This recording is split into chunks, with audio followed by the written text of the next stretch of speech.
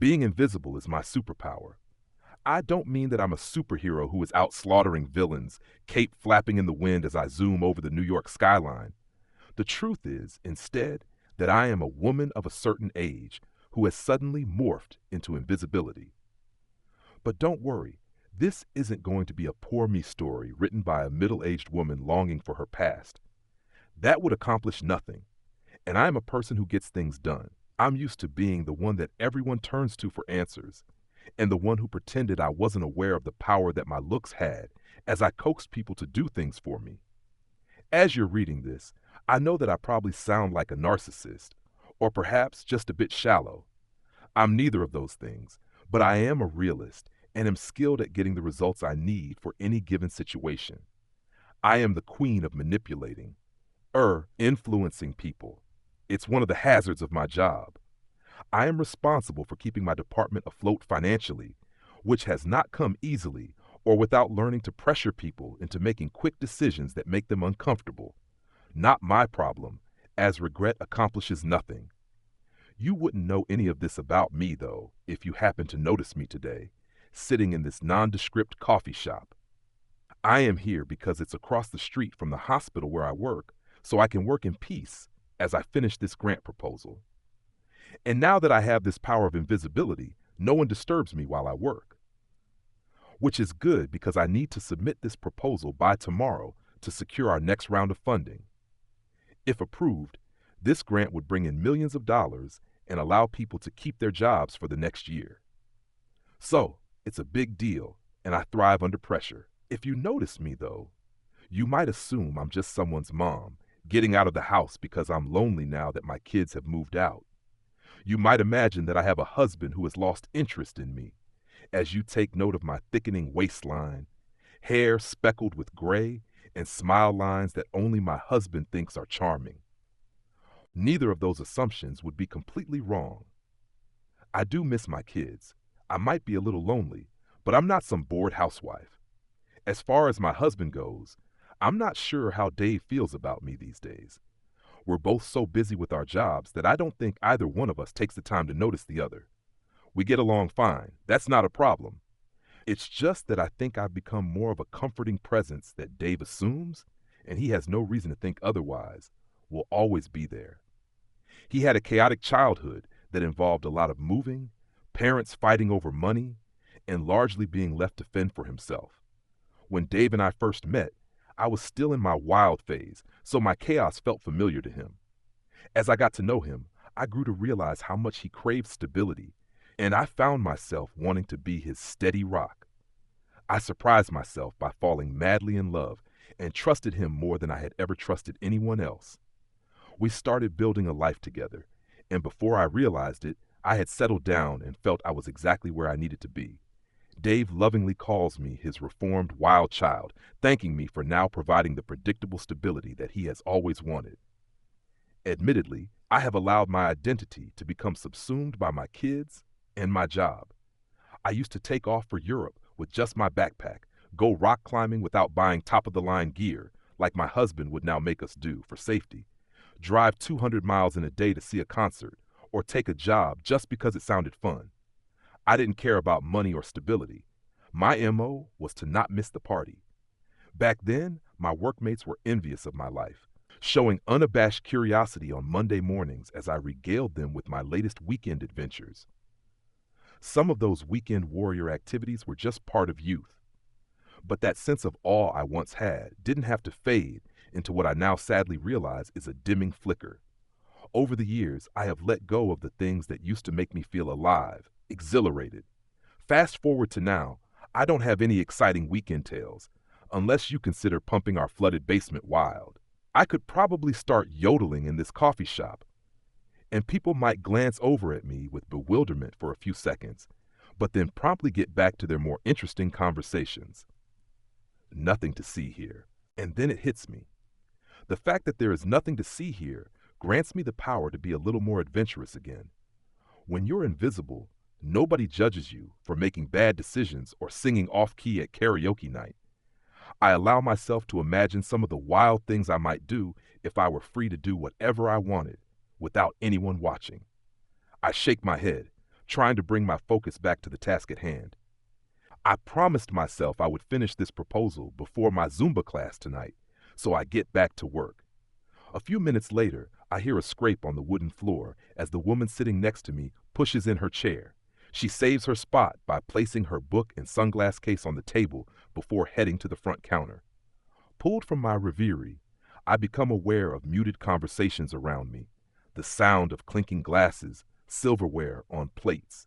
I feel like I'm on my own island as I sit in this crowded, bustling room. And then a strange thought, completely out of nowhere. What would happen if I reached over and took that woman's sunglass case? Would anyone even notice? This was such a bizarre thought, as I am a minimalist and most definitely not in need of another sunglass case. Plus, I don't steal other people's things. But I feel an unexpected charge as I dare myself to just reach over and take it. I could always pretend my napkin had somehow landed on her table if she suddenly came back or if someone noticed. Before I could stop myself, I had my napkin in hand as I used it to cover the case and pick it up. Without even a sideways glance, I dropped the case into my open messenger bag and placed my napkin back in my lap.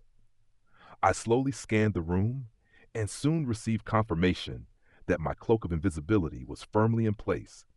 My grant proposal was approved, and the next week was a celebratory one. My invisibility was briefly threatened by the accolades I received, and I nearly forgot about my coffee shop theft. I smiled as I remembered the woman returning to her seat, sunglasses atop her head as she resumed reading her book. She left a short while later, looking only mildly perplexed as she gathered her things. She even smiled absently at me as she stood up. I returned her smile, feeling secure that my invisibility test had worked. The weeks following the grant approval allowed me to catch my breath at work.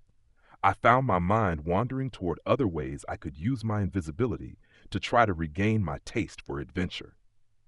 At last week's book club, I spontaneously put Yolanda's peppermill in my purse when I went back to the kitchen for a wine refill.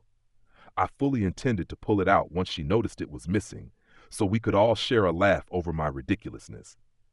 But she never did, so it ended up in the junk drawer in my home office, so I wouldn't have to explain this bizarre acquisition to Dave. I was feeling strangely exhilarated, while also considering the possibility that I might be having some sort of a crisis. Please don't let it be of the midlife variety. I decided that it would only become a crisis if I let it, and promised myself that I wouldn't do anything too crazy. I remained safe in my invisibility. Another day, I tried on multiple outfits at Abercrombie & Fitch, making a show of coming out of the dressing room to look at myself in the big mirror, spinning in circles as I repeatedly offered my reflection chef kisses and exclaiming, "Bravo!" Shouldn't the fact that someone of my age was in A&F at all have gotten a little attention? Nope. The next day, I wore a hideously ugly shirt out to dinner with my usually highly observant husband to see if he would notice. He did not. I wasn't sure whether I should be thrilled with what I was pulling off or mortified that no one seemed to care. Thinking maybe this invisibility was mostly about how I looked, I expanded the invisibility test into the virtual realm. I decided to wait 3 whole days without responding to my daughter's texts. This, from a mom who typically texts her daughter multiple times a day. She eventually texted me again to ask if I could Venmo her $500 to pay for supplies. WTF. When I ignored this text, she called me to ask if I was okay. Of course I was. I'm always okay. But apparently you can no longer see me. My 1 p.m. meeting just got canceled, and my calendar was miraculously empty for the rest of the day. I wanted to go home and catch up on some chores before Dave got home from work. The clutter around the house was getting out of hand. Dave was usually patient with my messes, but I could tell he was starting to get a little annoyed. I headed to my car, fully intending to have a productive afternoon. When I caught sight of my reliable, predictable Volvo, I felt an unexpected wave of heaviness. How had I become this person who valued dependability over adventure? Someone who would choose to go home to clean rather than enjoy the beauty of an unexpected afternoon off work. But of course, being reasonable is exactly what a Volvo driver would do. I thought back to when my dad used to let me drive his Corvette, which was his treasured baby. I personally would have preferred a Porsche, But I didn't have that option back then. It occurs to me now that one of the unrealized benefits of being a middle-aged woman is that I do have that option. This flash of inspiration soon revealed itself to be one of my worst ideas in a very long time. Before I could talk myself out of it, I pulled out my phone, found the nearest car rental with an available Porsche 911, and reserved one for the next 24 hours. I laughed as I conjured an image of Dave nearly shitting himself when he sees me pull up in my midlife crisis car. Less than an hour later, I was behind the wheel of my childhood fantasy car. It felt even better than I had imagined. The rush of power when I accelerated made my Volvo feel like something my grandmother would drive. I meandered through the city, eventually finding myself on a frontage road headed for the coast. The car practically purred as I navigated the gears, building my confidence and speed with each turn. I thought back to my uncharacteristic behavior over the past few months and came to the realization that I had been trying to recapture a previous version of myself. I had been so busy achieving, doing, building, taking charge, and taking care of people that I had allowed my adventurous side to gradually slip away. I hadn't minded or noticed because I was succeeding in charging through life without apology. Now, as the trees whizzed past my periphery, I could barely remember the adventures I used to crave. I had no idea what to think of who I had become. Deep in thought, I almost missed seeing the car that sped up behind me, stopping just short of my rear bumper. It was then that the blue and red lights revealed themselves, along with the siren and animated gestures from the driver. I froze up, as I had no idea what to do if I was ever pulled over. That was never a concern in a Volvo that didn't seem able to go much above 65. I also had no idea what the speed limit was, but was now painfully aware that I had exceeded it, and judging by the cop's angry expression, probably by a lot. I'll skip the humiliating details, but let's just say that the speed limit was 40, and I was going a little north of 80. In my defense, there was barely anyone on the road, and the only reason the speed limit was that low was because there were a few scattered businesses along the road. Fun fact, if you're going more than twice the speed limit, your car can get impounded on the spot. Lucky for me, I didn't have to go to jail, but I did need a ride back to the car rental agency.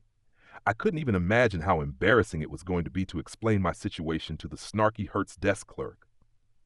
Far worse, though, was the call I had to make to my husband, the one that would confirm that his wife had lost her mind. I pasted a reassuring smile on my face when I saw Dave pull up. I'm not sure why I waved like an idiot, because I'm pretty sure he knew it was me standing next to the annoyed-looking police officer. For once in my life, I had no idea how this would play out, but I did know that I cared what Dave thought of me far more than I was willing to admit. Dave got out of his car and slowly walked toward me. He wore an unreadable expression that I don't think I had ever seen in all our years together. "Well now, I was not expecting to get that phone call from you," Dave finally offered, with a questioning look on his face. A wave of shame washed over me as I saw his surprise at my current predicament. I felt anything but invisible, as if something deep inside me was now exposed. Dave was looking at the woman who used to have it all together, the type of woman who most certainly would not have gotten her rental car impounded on an afternoon that she was supposedly at work. Dave surprised me by breaking into a wide grin, pulling me into a hug, and whispering in my ear, "Is it wrong that I'm happy to see a glimpse of my favorite wild child?" Relief washed over me as I realized that I no longer needed to hide behind my cloak of invisibility. For the first time in as long as I could remember, I felt seen, and I liked it.